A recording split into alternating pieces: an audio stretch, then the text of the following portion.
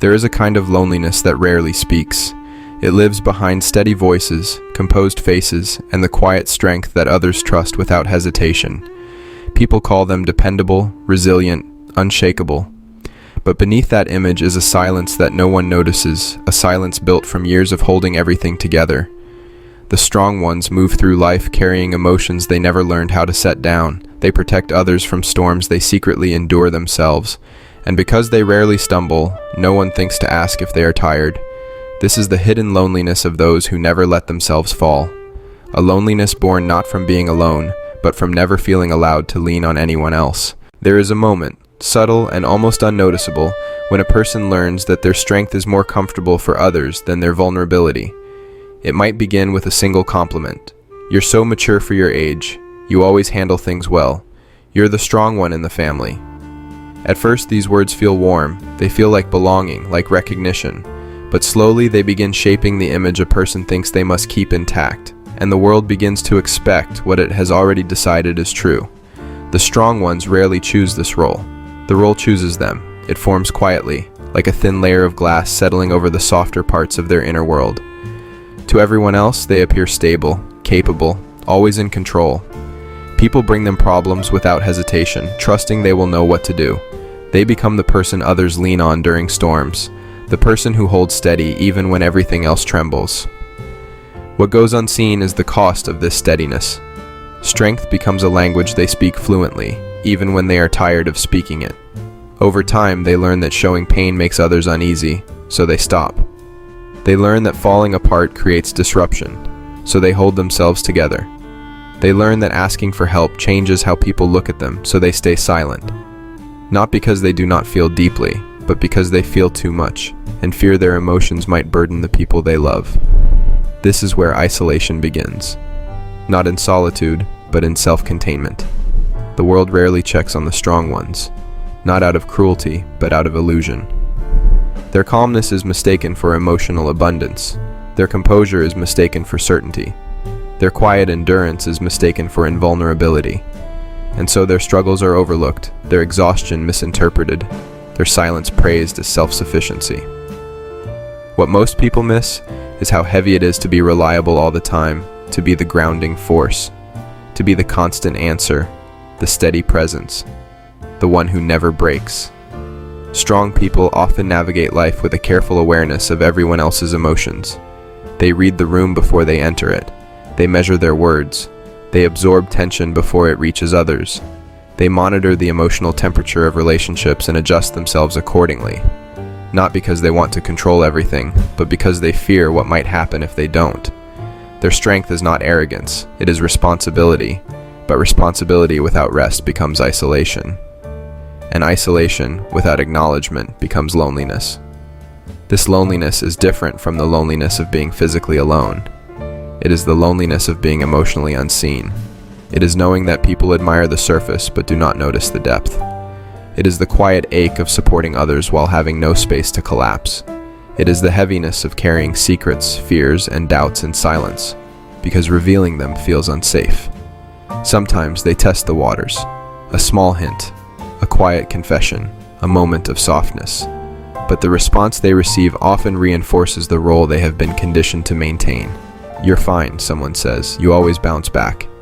You're strong. And with that, the moment closes, the softness retreats, strength resumes its place like a mask lifted back onto the face. Their loneliness grows in these moments, not from rejection, but from misunderstanding. And yet, despite this quiet ache, they keep going. They keep showing up. They keep holding others together while their own internal world goes unheld. They keep being dependable because they have never known another way to be. Strength has become not just their armor, but their identity. But even the strongest identities have cracks. Even the most reliable people get tired. Even the ones who seem unbreakable carry fractures beneath the surface. And beneath those fractures lies a question they rarely allow themselves to ask. Who am I when I am not the strong one? Long before someone becomes the strong one, there is usually a child who learned, much too early, that the world responds differently to them than to others. Their strength did not grow from confidence or independence. It grew from necessity. Quiet, subtle, and often unnoticed by the adults around them, Children do not wake up one day and decide to be emotionally self-sufficient. They learn it through patterns, through the small repeated moments that teach them which parts of themselves are welcomed and which parts are not. Some children discover that their sadness is too heavy for the room. A parent sighs, or grows distant, or changes the subject. The child notices, they retreat. They try again later with a smaller version of their feelings, but the reaction is the same. Eventually, the child stops bringing their emotions altogether. Others learn strength through comparison. They see a sibling who is more expressive, more emotional, more fragile, and the family focuses their care there. The quiet child becomes the easy one, the one who never causes trouble. Praise is given not for who they are, but for how little they need. Some children grow up in chaos, emotionally unpredictable homes where conflict erupts without warning. In these spaces, strength becomes a survival skill. Being composed is safer than being expressive. Staying small is safer than being noticed. The child learns that emotional self-control is not just helpful, it is protection. Whatever the origin, the lesson is the same. Your feelings must not disturb the balance. And so the child becomes careful. They learn to soothe themselves. They learn to anticipate tension. They learn to absorb pain quietly so it doesn't spill into the room. Their emotional world grows inward instead of outward. They become the child who doesn't complain, who rarely cries, who tries to be helpful, who carries disappointment with a smile. Adults mistake this for maturity, for resilience, for a good personality. But underneath, the child is simply adapting to the emotional ecosystem they were given. As they grow older, this adaptation becomes identity. At school, they are the dependable friend, the one who listens, who understands, who stays calm during friction. In groups, they are the mediators, the ones who make sure everyone gets along. Their presence feels grounding to others, stable, reassuring, comforting. But beneath that grounding lies a child who never learned what it feels like to be comforted themselves. When needs arise, they silence them. When fears appear, they hide them. When they long for support, they hesitate. These instincts are not choices. They are reflexes built from years of conditioning. Even compliments reinforce the blueprint. You're so strong. You're so mature. You don't need anyone. You always handle things well. And so they continue to be who the world says they are. But every blueprint has a missing room, a space where the child's own emotional needs should have lived but never had permission to exist. As adults, they walk through life with that missing room still unbuilt. They feel the emptiness without knowing why.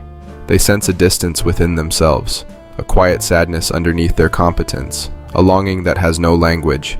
This is the hidden root of their loneliness, not a lack of people, but a lack of permission. Permission to be held, supported, comforted, understood. Permission to be something other than strong. Childhood does not just shape how someone shows emotion. It shapes what they believe their role is in relationships. It shapes what they think is allowed. It shapes the story they tell about themselves. And for the strong ones, the story is always the same. Take care of others, carry your pain alone. This belief follows them into every stage of life. Friendships, love, family, responsibility. It becomes the silent script they live by, unaware that it was written long before they had the chance to choose. There is a moment in every strong person's life when their silence stops being a habit and becomes a psychological reflex. Not chosen, not intentional, simply automatic. The mind learns to lock away feelings before they even reach the surface. This is emotional self-silencing, and it is one of the most misunderstood coping patterns in human psychology. Self-silencing begins with a simple belief. Your emotions are not meant to be shared. Over time, this belief becomes wired into the nervous system. It shapes the way the brain responds to stress, connection, and vulnerability. Psychologists describe this as hyperindependence, a state where someone relies almost entirely on themselves, even when help is available, even when support is safe. It feels instinctive, like an internal rule. Carry everything alone. Reveal nothing that might add weight to someone else's shoulders. For strong people, this reflex often forms long before adulthood. The brain adapts to emotional environments the same way it adapts to physical ones. If a child repeatedly experiences disappointment or emotional absence, the brain learns that vulnerability leads to discomfort. If they grow up seeing caregivers overwhelmed, exhausted, or unpredictable, the brain learns that expressing needs adds pressure. So it shuts down the impulse before it appears. This is not repression, it's protection. The mind becomes skilled at filtering emotions in real time. A fear rises and it is pushed down. A need appears, and it is hidden. A sadness surfaces, and it is quickly translated into silence. The person still feels deeply, sometimes more deeply than others, but the feelings never reach the surface where they can be seen. To the outside world, they appear composed. Inside, there is constant negotiation. Don't say that. Don't show that. Don't be too much. Don't add to anyone's burden. These silent instructions run beneath every conversation, every relationship, every moment of emotional friction. And because they are so automatic, the person often doesn't notice the weight they carry. They simply feel tired or distant or emotionally unreachable. Even to themselves, neuroscience offers another layer to this understanding. When someone grows up believing that their emotions do not matter, the brain's threat detection system becomes more sensitive. Vulnerability feels risky. Asking for help feels like danger. Emotional exposure triggers the same physiological alarm as standing too close to a cliff's edge. The body tightens, the chest becomes heavy, the mind withdraws. The reflex to stay composed takes over. Strong people are often experts at emotional micro-regulation. They calm themselves before the feeling fully rises. They rationalize pain until it becomes quiet. They transform fear into responsibility. They turn heartbreak into functionality. It looks like resilience, but it is really a form of emotional absence, an absence from one's own inner world. This is why intimacy can feel complicated for them, not because they don't want closeness, but because closeness requires exposure, and exposure awakens old alarms. In relationships, they may appear loving, supportive, dependable, but when the moment comes to express their own needs, they freeze. The words feel heavy in their mouth, the emotions feel too large to fit through the small doorway of their guarded expression. Instead, they retreat into silence, hoping someone will understand the things they cannot say. But silence is often misread. People assume strength when there is fear. They assume certainty when there is confusion. They assume emotional stability when there is exhaustion, and so the strong one becomes even more invisible. The psychology of self-silencing is not about unwillingness to share. It is about unfamiliarity. It is about not knowing how. It is about a lifetime spent prioritizing harmony over honesty, stability over truth, ease over expression. But beneath this calm exterior, there is a quieter truth. They long for someone who can hear what they cannot say, someone who recognizes that their silence is not emptiness but overflow, someone who sees the strength and also the cost of it. There's a unique kind of conflict that lives inside the strong ones, a tension that stretches between their longing for connection and their instinct to stay guarded. It is not loud, it does not erupt, it does not demand attention. Instead, it unfolds quietly, like two voices inside them, each speaking a different truth. One voice whispers, "You want to be understood." The other replies, "But you cannot risk being seen too deeply." This inner conflict is subtle but constant. It shapes the way they enter relationships, how they communicate, and how they protect themselves from disappointment. Strong people often appear confident in their independence, yet privately, they carry an ache for closeness, the kind of closeness that allows them to rest without performing strength. But connection requires exposure, and exposure awakens old fears. They want someone to lean on, but the moment they imagine doing so, a wall rises inside them. The wall is not built from stubbornness or pride, it is built from memory. Memories of times when they reached out and the world did not reach back. Memories of being told in subtle ways that their needs were too much, or poor timing, or simply unnoticed. Their history teaches them that vulnerability may bring disappointment, so they choose predictability instead. Silence feels safer than risking the wrong response. This creates a painful contradiction. They desire emotional intimacy, yet they struggle to allow anyone close enough to offer it. They crave understanding, yet they reveal only fragments of their true inner world. They want to be cared for, yet instinctively hide the parts of themselves that need care. The conflict deepens when their environment reinforces their role. As adults, people rely on them. In friendships, in relationships, in families. They become the emotional anchor, the steady presence, the listener.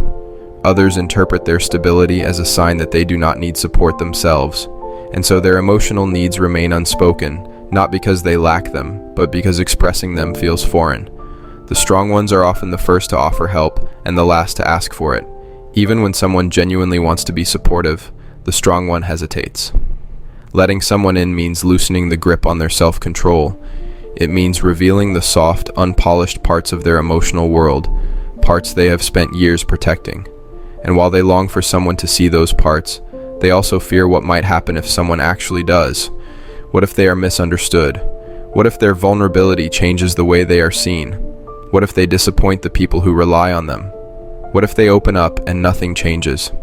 These fears hold them in a kind of emotional limbo, close enough to others to provide comfort, yet distant enough to feel alone. They may lie awake at night, replaying conversations where they almost opened up but stayed silent. They may replay moments when someone asked if they were okay, and they answered with a quiet, "I'm fine," even though their chest felt heavy. They may look at people they care about and silently wonder whether they are allowed to need something too. Self-silencing becomes so ingrained that even in safe relationships, they struggle to identify what they feel until long after the moment has passed. Their emotions emerge in private, in the late hours when no one is asking questions, and by morning, they tuck everything away again, returning to the version of themselves the world expects. Yet beneath this conflict lies a deeper truth. Their desire for connection has never disappeared. It has simply been outpaced by their fear of vulnerability. And so they continue carrying two truths, the longing to be held and the instinct to hold themselves together. They walk through life balancing tenderness and caution, strength and longing, silence and unspoken desire. Their conflict is not a sign of weakness, it is the result of a lifetime spent navigating emotional landscapes alone. It is the human heart, trying to stay safe while still hoping to be seen. Even the strongest structures show signs of wear long before they break. The same is true for people. The strong ones rarely collapse suddenly. Instead, their strength begins to crack in quiet, almost invisible ways they often notice only in hindsight.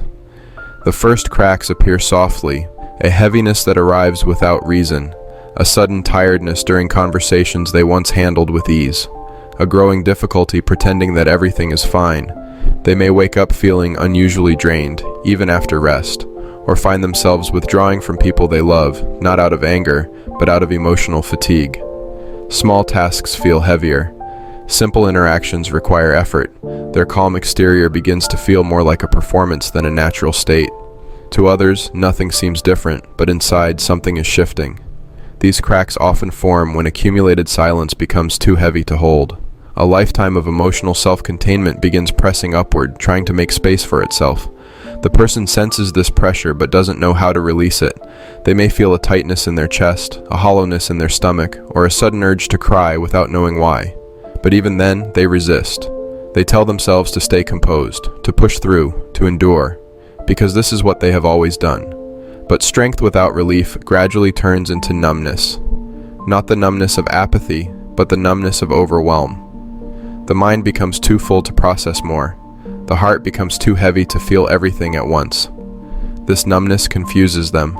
For someone who has spent their life managing emotions carefully, feeling nothing is frightening. They may mistake it for detachment or lack of care. But in truth, it is the body's way of saying, "I can't hold anymore."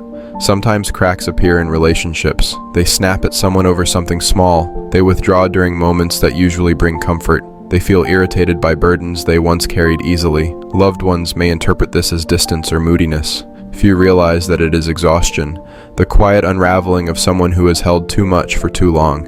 The strongest ones often experience these cracks in solitude. They hide their trembling hands, their tearful nights, their moments of overwhelming overwhelm. Their breakdowns are silent. Their healing is private. They collapse inward, not outward, where no one can misinterpret or question their struggle. But cracks are not just signs of breaking. They are signs of honesty, the truth finally pushing through the mask. There is usually a moment when the strong one realizes they can no longer rely on strength alone. It might come during a small, unexpected event, a conversation that stings, a memory that surfaces, a simple question like, "Are you okay?" that lands too deeply. Or it might come in the form of stillness, a moment of quiet that reveals how fragile they really feel beneath their steady exterior. This realization is not dramatic. It feels more like a whisper. I'm tired. I can't keep carrying everything. I need something too. But these admissions feel foreign, even dangerous, so they tuck them away, promising themselves they will deal with them later. Yet the cracks remain, and with each passing day, they widen slightly, urging the person to acknowledge what they have avoided. For the strong ones, cracks are invitations, gentle openings in the armor, reminding them that strength without softness is unsustainable, that endurance without support becomes harm, that silence without connection turns the heart into a closed room. There is a kind of loneliness that rarely speaks. It lives behind steady voices, composed faces, and the quiet strength that others trust without hesitation. People call them dependable, resilient, unshakable. But beneath that image is a silence that no one notices, a silence built from years of holding everything together. The strong ones move through life carrying emotions they never learned how to set down. They protect others from storms they secretly endure themselves. And because they rarely stumble, no one thinks to ask if they are tired. This is the hidden loneliness of those who never let themselves fall. A loneliness born not from being alone, but from never feeling allowed to lean on anyone else. There comes a moment in every strong person's life when the definition of strength quietly begins to change. It doesn't happen suddenly. It doesn't arrive with loud realizations or dramatic awakenings. It appears softly, like a thin line of light slipping through a closed curtain, hinting at a different kind of day waiting outside. For people who have spent their entire lives being the reliable one, the grounded one, the unshakable one, this shift can feel both unfamiliar and strangely relieving. Because for so long, strength meant endurance.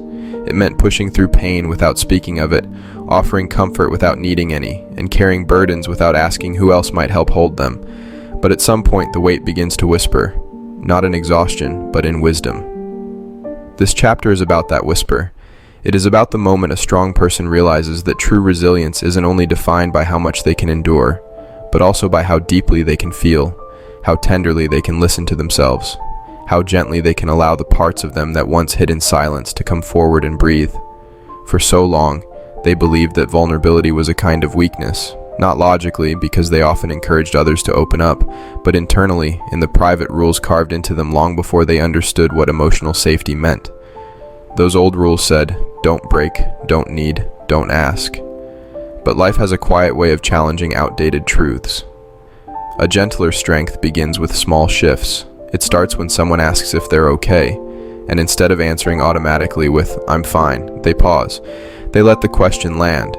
They notice the faint ache inside their chest, the one they used to ignore.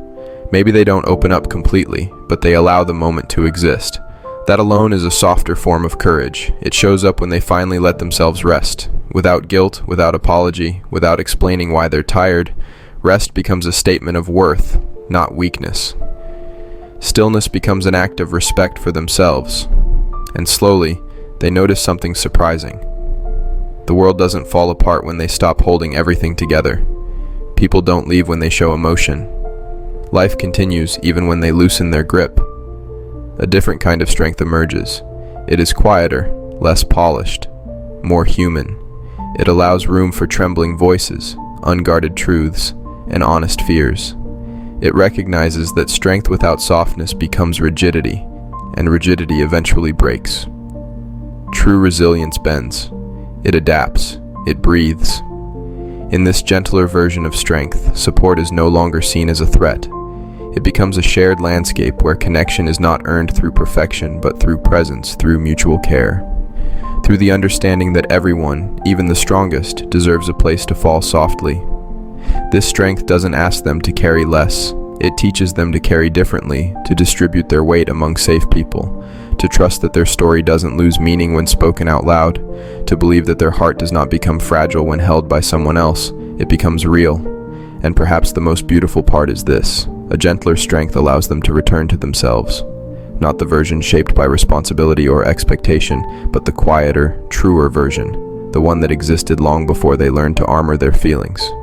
In the end, the strong ones do not stop being strong. They simply discover a strength that doesn't cost them their peace. A strength that listens, that softens, that heals. A strength that makes room for their humanity. And through that humanity, They finally find something they never thought they could claim for themselves: a life that feels lighter, a heart that feels seen, and a version of strength that no longer requires them to disappear inside it.